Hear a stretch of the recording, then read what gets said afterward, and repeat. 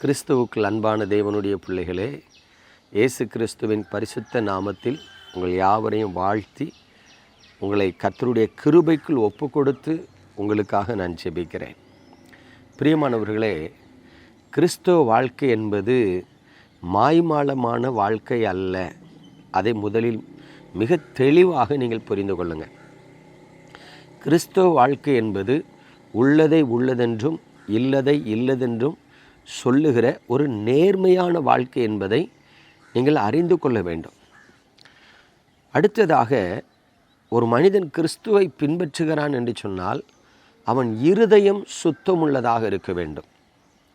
எப்படிப்பட்ட சுத்தமுள்ளதாக இருக்க வேண்டும் என்று சொன்னால், ஒரு தாய் தன் பிள்ளைக்கு எதை சொன்னாலும் அந்த பிள்ளையானது தாயின் வார்த்தைகளை அப்படியே நம்பும்.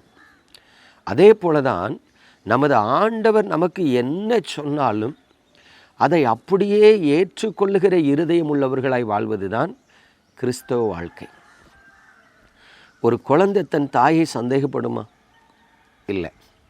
அதே போல் ஒரு விசுவாசி எந்த காலத்திலும் தன் தேவனை சந்தேகப்படக்கூடாது, எல்லா காரியத்திலும்.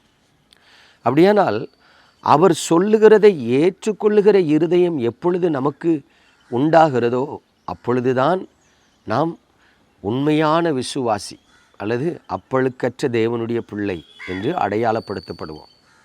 ஏன் சொல்லுகிறேன் என்றால், நமது ஆண்டவரும் இரட்சகருமாகிய இயேசு கிறிஸ்து இன்றைக்கு நமக்கு ஒரு சத்தியத்தை போதிக்கிறார். என்ன சத்தியம்? லூக்கா எழுதின சுவிசேஷம் 6ஆம் அதிகாரத்தில் 27ஆம் வசனத்தை பாருங்கள். எனக்கு செவி கொடுக்கிற உங்களுக்கு நான் சொல்லுகிறேன், உங்கள் சத்துருக்களை சிநேகியுங்கள், உங்களை பகைக்கிறவர்களுக்கு நன்மை செய்யுங்கள்.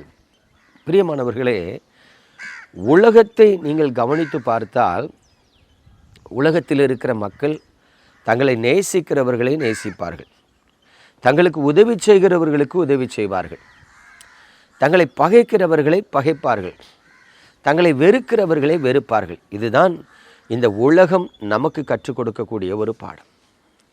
ஆனால் நாம் உலகத்தார் அல்லவே.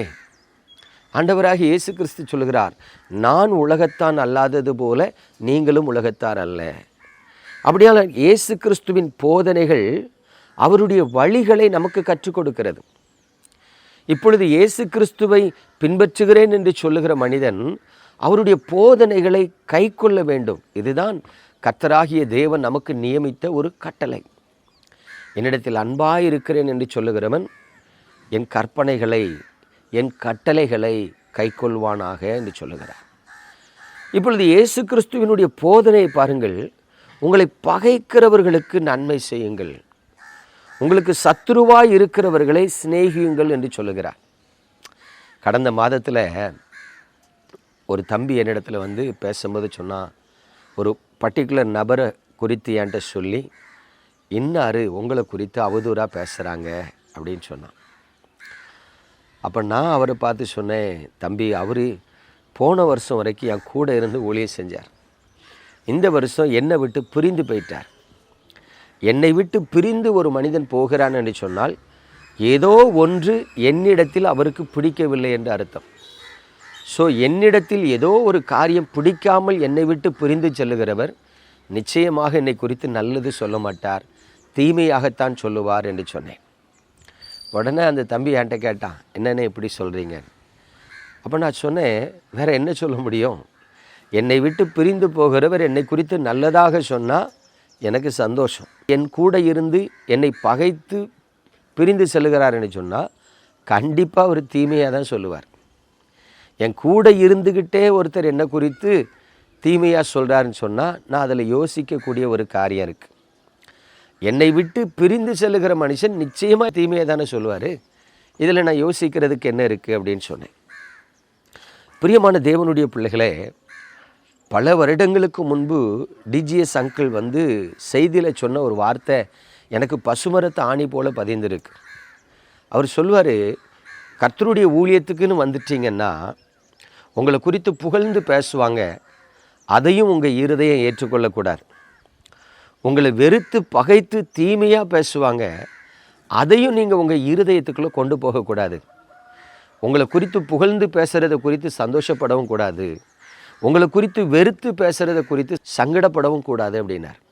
100க்கு 100 உண்மையான வார்த்தை. பிரியமான தேவனுடைய பிள்ளைகளே, இன்றைக்கு இயேசுவை பின்பற்றுகிறோம் என்று சொல்லுகிற நம்மில் எத்தனை பேர் இயேசு கிறிஸ்துவினுடைய போதனைகளை கை கொண்டவர்களாய் வாழ்கிறோம்? சத்துருக்களை சிநேகியுங்கள். அருமையான சத்தியம். ஒருவேளை மற்ற மதங்களில் இப்படி சொல்லப்பட்டிருக்காங்கிறது எனக்கு தெரியல. ஆனால் தேவனை பின்பற்றுகிற நமக்கு கற்றுச் சொல்லுகிற ஒரு சத்தியம். கடந்த வருஷத்தில் என்னோடு பேசாமல் என்னை விட்டு பிரிந்து சென்ற, என்னை குறித்து தவறான காரியங்களை பேசுகிற ஒரு மனிதன் சுகவீனப்பட்டிருக்கிறான் என்று சொல்லி கேள்விப்பட்டேன். அப்பொழுது என்னிடத்தில் ஒரு சிலர் வந்து சொல்லி, அண்ணன் இன்னார் இப்படி சுகவீனப்பட்டிருக்கிறார் என்று சொன்னார். பாருங்கள், மறுநாள் நான் என் மனைவியை அழைத்து கொண்டு சென்று அவரை பார்த்து, அவரை விசாரித்து, அவருக்காக ஜெபித்து, என்னால் முடிந்த ஒரு சில உதவிகளை செய்து வந்தேன்.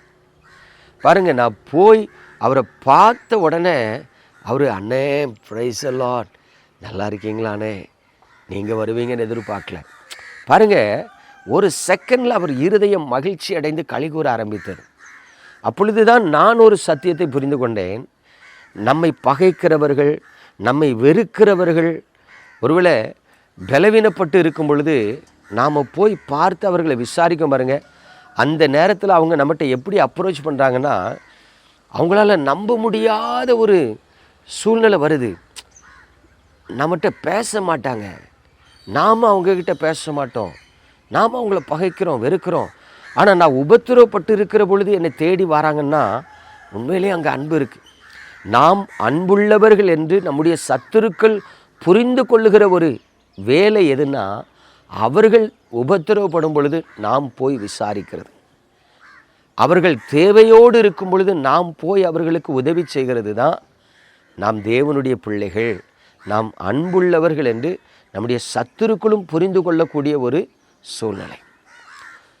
பிரியமான தேவனுடைய பிள்ளைகளே, ஆகவே நீங்கள் அன்புள்ளவர்கள் என்பதை எல்லா காலத்திலும் விளங்க பண்ண வேண்டும் என்று சொன்னால் உண்மையாகவே சத்துருவை நேசிக்கிறவர்களாக இருக்கணும். அப்பொழுது தான் தேவனுடைய நாமம் மகிமைப்படும், தேவனுடைய ராஜ்யம் கட்டப்படும். பாருங்கள், அங்கே இருக்கிற கசப்பு மறைந்துடும், வெறுப்பு மறைந்துடும், விரோதம் மறைந்துடும், மீண்டும் அங்கே தேவ அன்பு ஊற்றப்படும். ஆகவே தான் ஆண்டவர் சொன்னார், பகைக்கிறவர்களை சிநேகியுங்கள். நம்ம ஜெபிப்போமா? எங்கள் அன்பின் பரலோக தகப்பனே, இந்த பரிசுத்தமான காலை வேளையில் இந்த செய்தியை கேட்கிறவர்களுக்கும் இந்த செய்தியை பிரசங்கிக்கிற எங்களுக்கும் உம்முடைய அன்பு ஊற்றப்படணும் ஆண்டவரே. சத்துருக்களை நேசிக்கிற அன்பு எங்களுக்குள்ள காணப்படணும், எங்களை பகைக்கிறவர்களை நேசிக்கிற அன்பு எங்களுக்குள்ள காணப்படணும் ஆண்டவரே. நாங்கள் மாம்சத்துக்குரியவர்களாக இராதபடி நாங்கள் தேவனுடைய பிள்ளைகள் என்று அடையாளப்படுத்தப்படுவதற்கு இன்னும் உம்முடைய கிருபை எங்களை தாங்கட்டும். இன்னும் உடைய பரிசுத்த கரத்தில் எங்களை தாழ்த்தி அர்ப்பணிக்கிறோம். எங்கள் இருதயமானது கசப்பையும் வெறுப்பையும் விரோதத்தையும் சுமந்து கொண்டு இராதபடி தேவ அன்பினால் நிரப்பப்படுவதற்கு ஒப்பு கொடுக்கிறோம் ஆண்டவரை. இந்த செய்தி கேட்கிற ஒவ்வொரு பிள்ளைகளையும் நீங்கள் ஆசீர்வதித்து நன்மையால் நிரப்புங்க. இயேசு கிறிஸ்துவின் பரிசுத்த நாமத்தில் பிதாவே, ஆமென். பிரியமானவர்களே, நம்முடைய ஊழியங்களுக்காக ஜெபித்து கொள்ளுங்கள். மாதந்தோறும் 4வது வாரத்தில் கிராம ஊழியம் செய்வதற்கு ராணிப்பேட்டை, காஞ்சிபுரம், தருமபுரி, கிருஷ்ணகிரி, திருப்பத்தூர், திருவண்ணாமலை போன்ற மாவட்டங்களுக்கு செல்லுகிறோம். அந்த கிராம ஊழியத்தில் படக்காட்சி போடுவதற்கு எங்களுக்கு ஒரு ப்ரொஜெக்டர் தேவைப்படுகிறது. ஒருவேளை நீங்கள் யாராகிலும் கர்த்தரால் ஏவப்படுவீர்கள் என்று சொன்னால் எங்களுக்கு ஒரு ப்ரொஜெக்டர், ஒரு லேப்டாப், இந்த 2 வாங்கி தரும்படி உங்களை அன்போடு கேட்டுக்கொள்கிறேன்.